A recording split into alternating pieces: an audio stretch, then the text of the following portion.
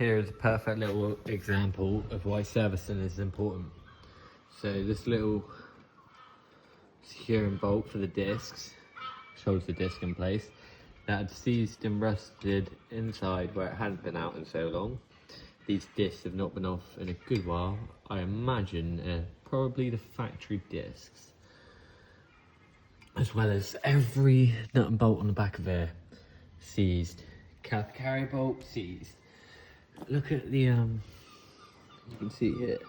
Look at the build up on the pads.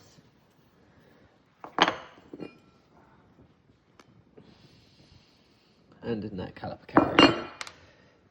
That build up can create noise, can create a judder, all sorts of terrible issues.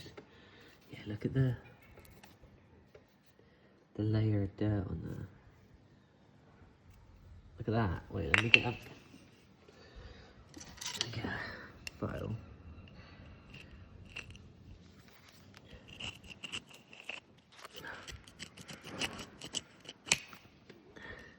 That you can see the layer difference. That's all dirt that's in your brakes. Lovely.